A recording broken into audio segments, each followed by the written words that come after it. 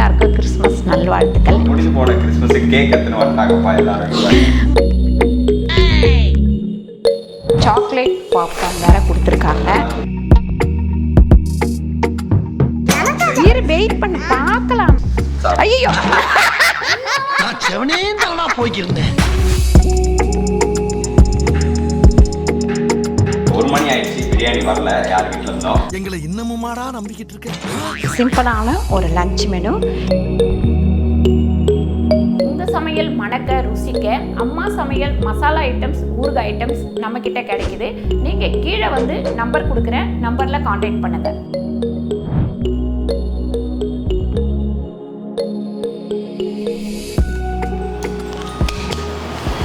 வணக்கம், நான் உங்கள் அம்மா சமையல் மீனாட்சி. ஒரு வேலை பார்த்துக்கிட்டே இருக்கிற உடனே ஆக்ஷன் சொல்லிட்டேன். அதனால் டக்குன்னு நான் வந்து வணக்கம் சொல்ல தோணலை எனக்கு. அதுக்கப்புறம் பார்த்தீங்கன்னா உங்கள் எல்லாருக்கும் கிறிஸ்மஸ் நல்வாழ்த்துக்கள். இன்னைக்கு முடிஞ்சு போச்சா? இப்போ வந்து ஒரு சாண்டா வேற முடிஞ்சு போன கல்யாணத்துக்கு மோள அடிக்கிற மாதிரி முடிஞ்சு போன கிறிஸ்மஸ் கேக் எடுத்துன்னு வந்துட்டாங்கப்பா எல்லாரும். ஆமாம் வச்சுட்டு அப்புறம் வந்து நிறைய பேர் இன்னைக்கு வந்து எங்களுக்கு கிறிஸ்மஸ்க்கு கேக்லாம் கொடுத்தாங்க. கேக்கு கொடுத்து ஏமாத்திட்டாங்க. ஏன் பிரியாணி தருவாங்கன்னு பார்த்தா யாருமே பிரியாணி அட கடவுளே, இப்படியெல்லாம் வேற எதிர்பார்த்துட்டு இருக்கியாடா? அப்புறம் இன்னைக்கு கிறிஸ்மஸ் பார்த்திங்கன்னா எல்லாரும் நமக்கு கேக் கொண்டு வந்து கொடுத்தாங்க. தமிழ் பியூட்டி அவங்களும் வந்து வருஷம் எங்களுக்கு வந்து கேக் கொண்டு வந்து கொடுத்துட்டு வாங்கம்மா வீட்டுக்கு அப்படின்னு சொல்லுவாங்க. போன வருஷமும் வந்தாங்க பாப்பா, நீ இல்லை. இந்த மாதிரி வருஷம் ஆனால் வாங்கம்மா வீட்டுக்கு அப்படின்வாங்க. ஆனால் ரமேஷ் தான் கூட்டிகிட்டு போக மாட்டேங்கிறான். நீ தானே கூப்பிட்டு போக மாட்டேங்கிறல்ல. எந்த பிராண்டு பேரு? இருடி நீ வேற. இது வந்து பார்த்தீங்கன்னா அந்த அம்மா அவ்வளோ அக்கறையோட கேட்கறதுக்கு விஷயம் இருக்குது. என்னன்னு கேட்டிங்கன்னா இது வந்து யார் கொடுத்தாது? ஐயோ இது வந்து பார்த்திங்கன்னா நம்ம சப்ஸ்கிரைபர் பண்ணி கொடுத்ததான். பாப்பாவோட கிளாஸ்மேட்டு வேறு. அவங்களோட நம்பர் எல்லாமே நான் வந்து கீழே கொடுக்குறேன். அவங்க வீட்லேயே வந்து வச்சு இது பண்ணிகிட்ருக்குறாங்க. ஆமாம் அதனால் ஆமாம். இது என்னதுப்பா? இரு வெயிட் பண்ண பார்க்கலாம். நம்ம பார்த்துட்டு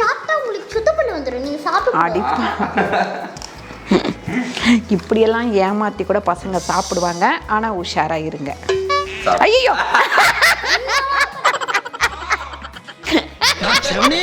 போய்க்கிருந்தேன்.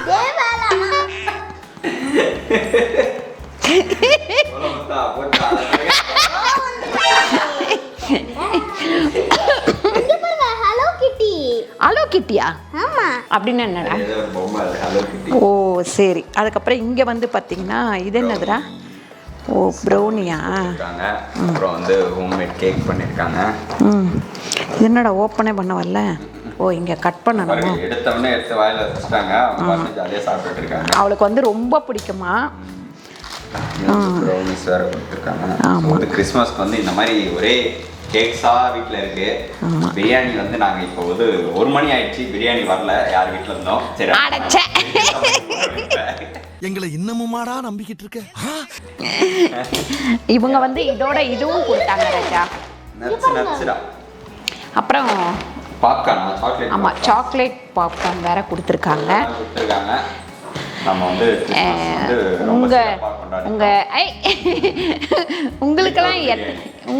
உங்களுக்கெல்லாம் எத்தனை பேர் வீட்டில் இப்படி கேக்காக வந்துச்சு அப்படின்னு சொல்லிட்டு கீழே கமெண்ட் பண்ணுங்கள். நிறைய பேர் அம்மா எனக்கு வரவே இல்லைம்மா அப்படின்லாம் கமெண்ட் பண்ணுவீங்க.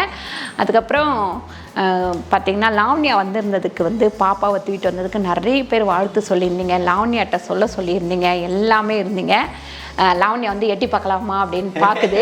ஆனால் லாவண்யாவை காட்ட மாட்டோம். இப்போது ஒரு 1 மந்த் கழிச்சு காமிக்கிறோம் லாவண்யாவை. ஆமாம் எப்படி எட்டி பார்க்கலாமா? ஐயோ நம்மளை கூப்பிடலையே வீடியோவில் அப்படின்னு யோசிக்குது. பார்த்தீங்களா குரல் மட்டும் வருது, லாவண்யா குரல். அதனால் பாப்பா வந்து இன்னும் கொஞ்ச நாள் வந்து காமிக்கிறேன். அப்புறம் இன்றைக்கி காலையில் யாரோ வந்து பாப்பா குளிக்க வைக்கிற வீடியோ போடுங்கம்மா அப்படின்னு சொல்லிட்டு போட்டிருந்தீங்க. பழைய வீடியோவை தேடி பார்த்துட்டு அந்த வீடியோவே இல்லை அப்படின்னு சொல்லியிருந்தீங்க. பாப்பா வந்து இன்னும் 1 மாதம் ஆகட்டும், அதுக்கப்புறமா குளிக்க வைக்கிற வீடியோ வந்து கண்டிப்பாக நான் போடுறேன். அது தனி வீடியோவாக போடுறேன். வேறு என்ன சொல்லியிருந்தாங்க கமெண்ட்டில்? வேறு ஏதோ கேட்டிருந்தாங்களா? அப்புறம் ஃபாரின்லேருந்து ஒருத்தவங்க வந்து லாவண்யாவோட பாப்பாவுக்கு ட்ரெஸ்ஸே எடுத்து வச்சுட்டேன், நான் ஜூன் ஜூலையில் வருவேன், அதுக்கேற்ற மாதிரி தான் நான் எடுத்து வச்சுருக்கேன், வந்தால் கண்டிப்பாக உங்களை சந்திச்சுட்டு லாவண்யா பாப்பாவை பார்த்துட்டு தான் போவேன்னு சொல்லியிருக்காங்க. அவங்களுக்கு பெரிய பெரிய தேங்க்ஸு. இவன் வெறும் கேக்கை பற்றியே இதோ பற்றியுமே பேசுகிறாடா.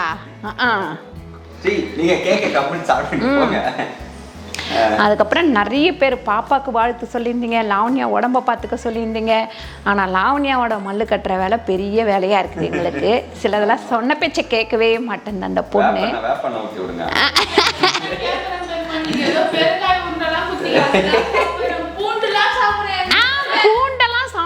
சாப்பிட்டதுனால இப்ப என்ன பாயிண்ட் அத சொல்லுங்க. பாப்பாக்கு வந்து நல்ல பால் வந்து கிடைக்குது. ரெண்டாவது இந்த பால் வந்து குறையாம 1 வருஷத்துக்கு பார்த்துக்கணும் அப்படின்னா சொரா புட்டு சாப்பிட்ணும், அதுக்கப்புறம் சொரா மீன் குழம்பு சாப்பிட்ணும், கருவோடு சாப்பிட்ணும். ஐயோ நாங்கள் வெஜ்ஜிமா நான்வெஜ் சாப்பிட மாட்டோம் அப்படிங்கிறவங்க. அப்புறம் நான் யாரோ கேட்டிருந்தீங்க நூக்கல் வந்து கோல்டாச்சு அப்படின்னு சொல்லிட்டு. நூக்கல் வந்து பார்த்திங்கன்னா நல்லா வதக்கிட்டு அதுக்கப்புறம் செஞ்சிங்கன்னா அது கோல்டு கிடையாது. மெயினாக வந்து இந்த மாதிரி சீசனில் அதை நல்லா வதக்கிட்டு செய்யும் போது கோல்டு கிடையாது. அதுவும் மிளகுத்தூள் சேர்த்து பண்ணிங்க அப்படின்னாக்கா கோல்டு வராது. அதனால் நீங்கள் வந்து அந்த மாதிரி சாப்பிட்லாம். குழந்தை பிறந்திருக்கிறவங்க பால் கிடைக்கல அப்படின்னா நீங்கள் அந்த மாதிரி சாப்பிட்லாம். அதுக்கப்புறம் பார்த்திங்கன்னா இன்னொரு பொருள் வாங்கிட்டு வந்திருந்தேன், அதை எங்கேயோ எடுத்துமே ஒழிச்சு வச்சிட்டான் அந்த பையன். அதுக்கப்புறம் இது மோடி குச்சி அப்படின்னு சொல்லிட்டு இதில் தான் வந்து இதை வறுத்துட்டு மசாலாலாம் வறுத்து ஒரு குழம்பு வச்சு கொடுத்தா அவ்வளோ ஒரு டேஸ்ட்டாக இருக்கும். இந்த வீடியோ வந்து அடுத்த ஒரு வீடியோவில் வந்து இது எப்படி செய்யறதுன்னு உங்களுக்கு காமிக்கிறேன். ரொம்ப பேசிட்டேன்னு ரமேஷ் சொல்லிட்டான். அதுக்கப்புறம் நீ கேக்கை கட் பண்ணி சாப்பிடு பாப்பா, நான் சமைக்க போகிறேன். சரி. ஸோ இப்போ வந்து காலையிலேருந்து தலைவலின்றதுனால வந்து ஒரு coffee, favourite filter coffee. So இப்போ என்னென்னா நான் வந்து டீலேருந்து வந்து காஃபிக்கு மாறிட்டேன். என்ன ரீசன் அப்படின்னா எனக்கே தெரியல. புது வீட்டுக்கு வந்தோம்னா கொஞ்சம் ஃபில்டர் காஃபி மேலே கொஞ்சம் இன்ட்ரெஸ்ட் வந்துடுச்சு. பட் டீ வந்து குடிக்கிறேன், அப்பப்போ குடிக்கிறேன். அதனால் இப்போ ஃபில்டர் காஃபி யார் யாருக்கெல்லாம் பிடிக்குமோ நீங்கள் கீழே வந்து கமெண்ட் பண்ணுங்கள். யோசிக்கலாம், டே போன மாதம் தானே டீ குடிக்கணும், இந்த மாதம் காஃபி குடிக்கின்ற அப்படின்னு. எப்பவுமே அப்படிதான் ரமேஷ். பட் எங்கள் வீட்டில் போடுற காஃபி எனக்கு பிடிக்காது, ரொம்ப ஃபஸ்ட்டாக இருக்கும் காஃபி. ஸோ அதனால் வெளியெல்லாம் போகிறோன்னா காஃபி ரொம்ப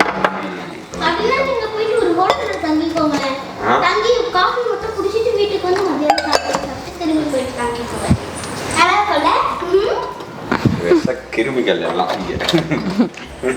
இவன் விஷமா பேசினா நாங்களும் விஷ கிருமிகளாக மாறிடுறோம். ஸோ காஃபி போடுறது எப்படி அப்படின்ற வீடியோ வந்து உங்களுக்கு வேணும்னா கீழே கமெண்ட் போடுங்க. டேய் இதெல்லாம் ரொம்ப ஓவரால்ல சொல்லு. ஸோ இல்லை காஃபி போடுறது வேண்டாம் அப்படின்னா கமெண்ட் போடுங்க. செம்ம டேஸ்ட்டாக இருந்தால் வெறுப்பேற்றாதீங்க, ஓடி போயிடுங்க அப்படியே. ஸோ என்னன்னா இந்த ஹாபை பற்றியும் இப்போ கேட்டதம்மா, இவ்வளோ நேரம் யூஸ் பண்ணியிருக்கீங்க இந்த ஹாபை, ப்ளஸ் அண்ட் மைனஸ் சொல்லுங்கள். இல்லை நல்லா இருக்குப்பா, பால் பொங்க விடாமல் யூஸ் பண்ணோம் அப்படின்னா சூப்பராக இருக்குது. பால் பொங்க விடாமல் நீங்கள் யூஸ் பண்ணோம், ஆனால் நம்மளால் முடியாதது பால் பொங்க விட்டோம். ஆமாம், நம்மளால் முடியறதுனால பால் அதுவே தானாக பொங்கிடும். ஸோ பால் பொங்காமல் யாரெல்லாம் யூஸ் பண்ணுறீங்களோ இந்த பிராண்ட் வாங்கி யூஸ் பண்ணிக்கோங்க. இல்லை இந்த அடுப்பு நல்லா இருக்குது, உண்மையிலேயே நல்லா இருக்குது சொல்ல போனாக்கா. எல்லாத்துக்குமே இன்னுமே எனக்கு நிறைய கால்ஸ் வந்துட்டு இருக்கு. இது வந்து பார்த்தீங்கன்னா இன்னும் ஒரு இதுன்னா ஏமா தயவு செஞ்சு வெட்டி சாப்பிடுமா, போமா போமா கிளம்புமா, இந்தா இந்தா வாமா. இப்போ வரைக்குமே என்ன குழம்பு வைக்கிறதுன்னு தெரியல, அதனால் வேக வச்ச உருளைக்கிழங்கு வச்சுருந்தேன். இதை வந்து ஃபோர்க்கில் வந்து இந்த மாதிரி குத்திடுங்க, இப்படி சுற்றி சுற்றி. இது வந்து உருளைக்கிழங்கு வேலை இல்லைன்றதுனால ஃபோர்க் வச்சு குத்திட்டு இருக்காங்க. ஆமாம், காலையில் ஒருத்தவங்க கடைக்கு வந்தாங்க, நம்ம கடை வச்சுருக்கோம். ஒரு நிமிஷம் இருக்கலாம், நம்ம கடை வச்சுருக்கோம். அவங்க வர்றாங்க, வந்து சொல்கிறாங்க இந்த குழம்பு வைக்கிறத பிரச்சனை ஒரே பெரிய பிரச்சனையாக இருக்குது அப்படின்னு சொல்லிட்டு போகிறாங்க. ஸோ எல்லாருக்குமே இந்த பிரச்சனை இருக்குன்னு தான் நினைக்கிறேன். குழம்பு வைக்கிறதுக்கு தெரியலையே, நான் கவனிக்கலையே. ஃபோர்க்கு பாமா பா. இதை வந்து ஃப்ரை பண்ண போகிறேன் டிஃப்ரெண்ட்டாக. நல்லா வந்து கொஞ்சம் மிளகு, அப்புறம் ஜீரகத்தூள், மிளகாத்தூள் இதெல்லாம் போட்டு இதுக்குள்ளே மசாலா வந்து போயிடும். நம்ம அதனால தான் இந்த போர்க் வச்சு இப்படி குத்திட்டு அதுக்கப்புறமா இது நேற்று வேக வச்ச உருளைக்கிழங்கு பாருங்க. எண்ணெய் வந்து ஒரு 5 ஸ்பூன் ஊற்றிருக்கேன். எண்ணெய் கொஞ்சம் நல்லா காயட்டும். இன்னைக்கு கத்திரிக்காய் காரக்குழம்பு தான் வைக்க போகிறேன். ஒரு வழியாக யோசித்து முடிச்சிட்டேன்.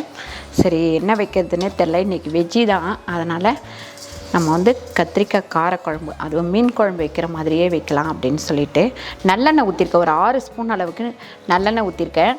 கடுகு வந்து 1/2 ஸ்பூன் போட்டிருக்கேன். அப்புறம் வெந்தயம் வந்து ஒரு 10 பீஸ் அந்த மாதிரி போட்டால் போதும். அப்படி கொஞ்சமாக எடுத்து போட்டிங்கன்னா போதும். வேக வச்ச உருளைக்கிழங்கு போர்க்கில் குத்தி எடுத்து வச்சுருக்கேன். அதை வந்து இதில் தோலோடவே நம்ம போட்டு வறுக்க போகிறோம்.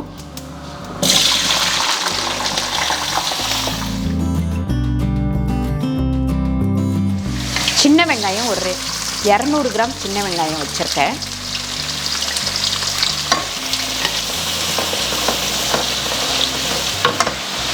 மஞ்சத்தூள் பார்த்திங்கன்னா ஒரு 1/4 டீஸ்பூன் போட்டிருக்கேன். இது வந்து வெங்காயம் நல்லா வதங்கட்டும். அதுக்கப்புறம் உப்பு சேர்த்துக்கலாம். உப்பு வந்து நல்லா ஒரு 1/2 ஸ்பூன் கல் உப்பு. 4 தக்காளி நறுக்கி வச்சுருக்கோம். அதை இதில் சேர்த்து நல்லா வதக்கிக்கலாம். பாருங்கள், இப்போ உருளைக்கிழங்குக்கு வந்து 1/4 ஸ்பூன் உப்பு சேர்த்துக்கலாம்.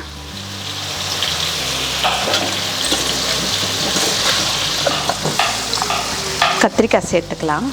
ஒரு 1/2 கிலோ கத்திரிக்காய்.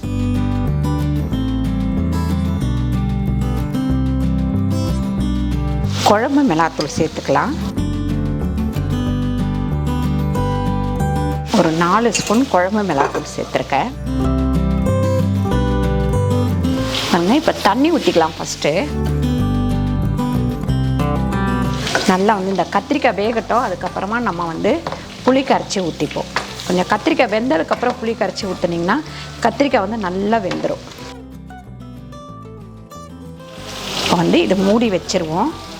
அப்புறம் இந்த உருளைக்கிழங்கு பாருங்கள், அப்படியே வந்து நல்லா கொஞ்சம் மொறுன்னு ஆகிற வரைக்கும் இது பண்ணிக்கலாம். உப்பு வந்து உள்ளே சாரம், அந்த ஓல்ஸ் போட்டோம் இல்லைங்களா, அது வழியாக வந்து உப்பு சார்ந்துடும். ரசத்துக்கு பார்த்திங்கன்னா நான் ஒரு 3 தக்காளி, அதுக்கப்புறம் மஞ்சத்தூள், உப்பு வந்து ஒரு ஸ்பூன், கொஞ்சமாக புளி ஊற்றிக்கலாம். இப்போ வந்து இதில் ரசம் தாளிச்சிக்கலாம். ஒரு 2 ஸ்பூன் அளவுக்கு எண்ணெய் போட்டுக்கலாம்.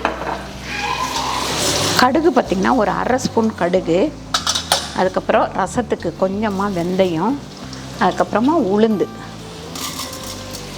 ஒரு 1/4 டீஸ்பூன் அளவுக்கு பெருங்காயப்பொடி, 3 காஞ்ச மிளகாய், அதுக்கப்புறம் தட்டின பூண்டு, இது எல்லாத்தையும் போட்டு சும்மா அந்த மாதிரி வதக்கிக்கலாம்.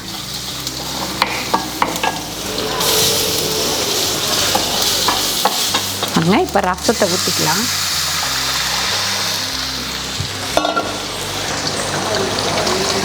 இப்போ புளி ஊற்றிக்கலாம். புளி வந்து பார்த்திங்கன்னா ஒரு 50 கிராமுக்கும் கொஞ்சம் கூட வந்து நான் ஊற வச்சுருந்தேன். இந்த மாதிரி கத்திரிக்காய் கொஞ்சம் வெந்ததுக்கப்புறம் ஊற்றுங்க. அப்போ தான் வந்து நமக்கு காரக்குழம்புல எந்த காய் போட்டாலும் டக்குன்னு வெந்திருக்கும். அதுக்கப்புறம் ஊற்றினோம்னா ஒரு டேஸ்ட்டு கிடைக்கும். பாருங்க, இப்போ இதில் வந்து ஒரு 1/2 ஸ்பூன் தந்தூரி மசாலா சேர்த்துக்கிறேன் இந்த உருளைக்கிழங்குக்கு. அது வந்து கொஞ்சம் டேஸ்ட்டாக இருக்கும் நமக்கு.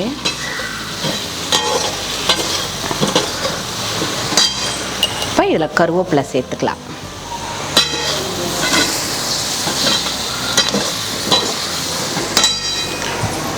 பாருங்க, ஒரு 2 ஸ்பூன் அளவுக்கு ரசப்பொடி சேர்த்துக்கலாம்.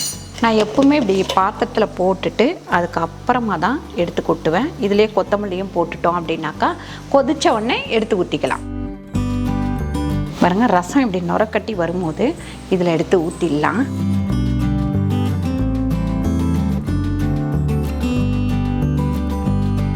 பாருங்க, ஒரு 1/2 ஸ்பூன் அளவுக்கு எண்ணெய் ஊற்றிக்கலாம். கேரட் பண்ணுறதுக்கு கடுகு வந்து 1/4 டீஸ்பூன் சேர்த்துக்கலாம். பூண்டு ஒரு 5-6 பூண்டு நான் தோலோடவே நல்லா நசுக்கி வச்சுருக்கேன், அதை போட்டுக்கலாம். அதுக்கப்புறம் கருவேப்பிலை, இந்த கேரட்டு ஒரு 1/4 கிலோ கேரட்டு, ஒரு 1/2 ஸ்பூன் அளவுக்கு சால்ட்டு, 2 சிட்டிகை மஞ்சத்தூள், இதெல்லாம் போட்டுட்டு நம்ம கொஞ்சமாக தண்ணி தொளிச்சிட்டு மூடி வச்சுருவோம். இப்போ உருளைக்கிழங்கு வந்து ரெடி ஆயிடுச்சு. இதை எடுத்து ஒரு பாத்திரத்தில் வச்சிடலாம். பாருங்கள், கொத்தமல்லி துவையலுக்கு வந்து பார்த்திங்கன்னா ஒரு 3 ஸ்பூன் அளவுக்கு எண்ணெய் போட்டிருக்கேன். உளுந்து பார்த்திங்கன்னா ஒரு 2 ஸ்பூன் உளுந்து. பாருங்கள், தோலோட ஒரு 10 பல்லு பூண்டு. அதுக்கப்புறம் புளி வந்து ஒரு பெரிய கோலி உருண்டை அளவுக்கு. சின்ன பீஸ் இஞ்சி. அப்புறம் காஞ்ச மிளகாய் 12லேருந்து 15 காஞ்ச மிளகாய். ஒரு 3/4 ஸ்பூன் அளவுக்கு கல் உப்பு. பெருங்காயம் 1/4 டீஸ்பூன். கொத்தமல்லி வந்து போட்டுக்கலாம்.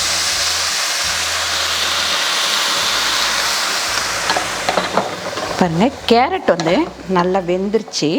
கொஞ்சம் ஹையில் வச்சுப்போம். இதில் ஒரு 1/4 டீஸ்பூன் அளவுக்கு மிளகுத்தூள் சேர்த்துக்கலாம்.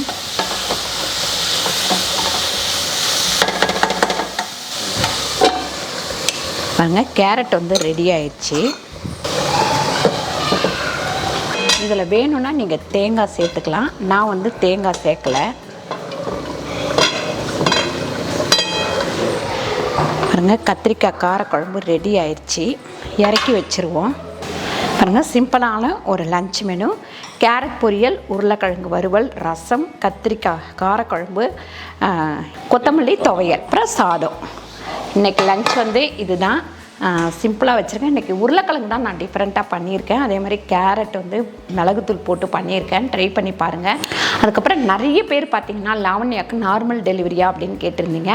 கண்டிப்பாக வந்து அவளுக்கு நார்மல் டெலிவரி தான் ஆச்சு. ஏன்னு கேட்டிங்கன்னா, நான் வந்து ஒரு அதாவது 7வது மாதம் அவளை கஷாயம் குடிக்க சொன்னால் அவங்க வீட்டில் குடிக்கல. அப்புறம் நான் இங்கே வந்ததுலேருந்து 9வது மாதத்துலேருந்து கஷாயம்லாம் வச்சு குடித்தேன்ல. அந்த மாதிரி வந்து அதாவது வந்து யாருக்காவது நார்மல் டெலிவரி ஆகணும்னா நீங்கள் வந்து கஷாயம் குடிக்காதீங்க. அவங்க பெரியமா வந்து உங்கள் பெரியமாவுக்கு வாயில் ஊற்றி விடுங்க. ஸோ அந்த மாதிரி ஊற்றி விட்டிங்கன்னா உங்களுக்கு நார்மல் டெலிவரி. என்னென்ன சொல்கிறோம் பாருங்க, கம்பி கட்டுற கதையெல்லாம் எடுத்து போடுறாங்க. முதல் முதலாக அப்படின்ற மாதிரி நார்மல் இருடா, என்ன பேச விடுடா. உங்க பெரியமா வந்து கஷாயம் குடிச்சாங்க, சரியா வந்துருப்பாங்க. பேசுங்க. நான் குடித்தேன்னு சொன்னதுக்கு இவ்வளோ பேச்சு பேசுகிறான் பாருங்கள். லாவண்யாவுக்கு வந்து கஷாயம்லாம் வச்சு கொடுத்தேன். அதனால் வந்து இருடா கொஞ்ச நேரம். அதனால் அவளுக்கு நார்மல் டெலிவரி தான் ஆச்சு. ஒவ்வொருத்தரும் மாதமாக இருக்கிறவங்க ஒரு 5வது மாதத்துலேருந்து நல்லா வந்து வீட்டில் இருக்கிற ஃபுட்டு நல்லா எடுத்துக்கோங்க. வெளியில் சாப்பிட்றத விட வீட்டில் இருக்கிற சாப்பாடு, வீட்டில் வந்து ஸ்பெஷலாக வந்து அந்த மூக்கல்ல, மொச்சை, காராமணி, அதுக்கப்புறம் ராஜ்மா, இந்த மாதிரி எல்லாமே ஒரு 3 மணி போல் அவிச்சு சாப்பிடுங்க. ஹெல்த்தியாக இருக்கும். உங்களுக்கும் வந்து இடுப்பு வந்து நல்லா பலப்படும். எப்போவுமே இடுப்பும் காலம் நல்லா பலமாக இருந்தது அப்படின்னாலே நார்மல் டெலிவரி ஆகும். எனக்கு நார்மல் டெலிவரி கிடையாது. ஏன்னு கேட்டிங்கன்னா, நிறைய ப்ராப்ளத்தை சந்தித்தேன். அதை வந்து நான் உங்களுக்கு இன்னொரு வீடியோவில் வந்து சொல்கிறேன். இன்றைக்கி இந்த சமையல் பிடிச்சிருந்ததுன்னா உங்களுக்கு இதை செஞ்சு பாருங்கள். அதாவது உருளைக்கிழங்கையும் கேரட்டையும் டிஃப்ரெண்ட்டாக பண்ணியிருக்கேன். அதே மாதிரி கொத்தமல்லி துவையிலையும் நான் வந்து டிஃப்ரெண்ட்டாக பண்ணியிருக்கேன். நீங்கள் ட்ரை பண்ணி பாருங்கள். ட்ரை பண்ணி பார்த்துட்டு கீழே கமெண்ட் பண்ணுங்கள் எப்படி வந்தது அப்படின்னு சொல்லிட்டு. இந்த வீடியோ உங்களுக்கு பிடிச்சிருந்தால் லைக் பண்ணுங்கள், ஷேர் பண்ணுங்கள், சப்ஸ்கிரைப் பண்ணுங்கள், ஃபேஸ்புக்கில் ஷேர் பண்ணுங்கள், மறக்காமல் கமெண்ட் பண்ணுங்கள். நன்றி, வணக்கம்.